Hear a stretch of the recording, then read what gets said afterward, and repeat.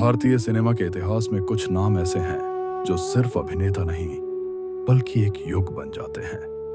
धर्मेंद्र एक ऐसा सितारा जिसने करोड़ों दिलों पर राज किया, एक किसान का बेटा जिसने सपनों की नगरी मुंबई में कदम रखा और 6 दशकों तक हिंदी सिनेमा पर अपना दबदबा बनाए रखा। उन्हें मिला ही मैन, एक्शन किंग और दुनिया का सबसे हैंडसम हीरो का खिताब। आज हम सुनेंगे धर्मेंद्र की प्रेरणादायक जीवन यात्रा और उस दुखद पल के बारे में भी जब इस महान कलाकार ने दुनिया को अलविदा कह दिया।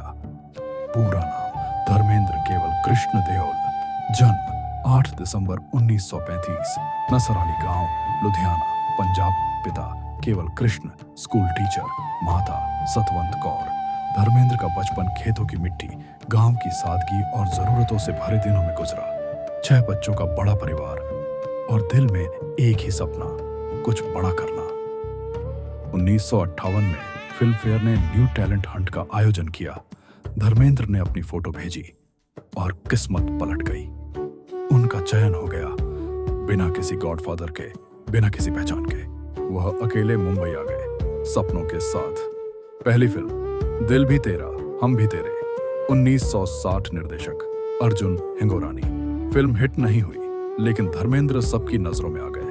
पहली बड़ी सफलता शोला और शबनम, 1961। इसके बाद फिल्में लगातार आती रहीं। आए मिलन की बेला, अनुपमा, फूल और पत्थर, पहली सुपरहिट, सत्यकाम, क्रिटिक्स की पसंद। धीरे धीरे वह रोमांटिक हीरो बनकर दर्शकों के दिलों में बस गए। यह वह दौर था जब धर्मेंद्र सिर्फ रोमांस नहीं बल्कि एक्शन के बादशाह बन गए।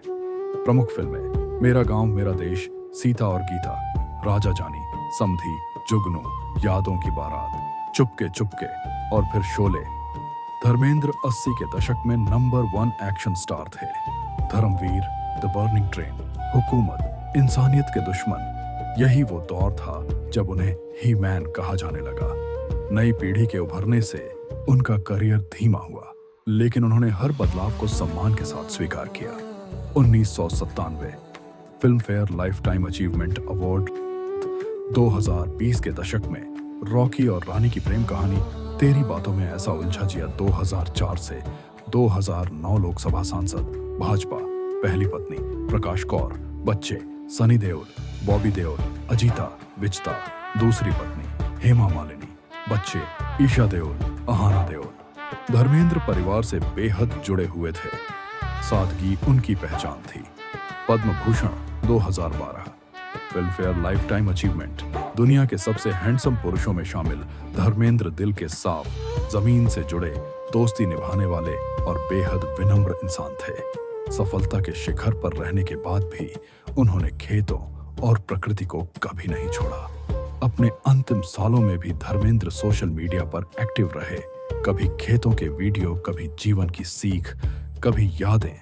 लेकिन 24 नवंबर 2025 को इस महान अभिनेता ने हमेशा के लिए दुनिया को अलविदा कह दिया। मुंबई में उनका अंतिम संस्कार हुआ। परिवार, फिल्म जगत और देश भर के प्रशंसकों ने नम आंखों से उन्हें विदाई दी। उनका जाना एक युग का अंत था। धर्मेंद्र की विरासत सिर्फ तो फिल्में नहीं, वह सादगी, मेहनत, प्रेम और इंसानियत की विरासत है।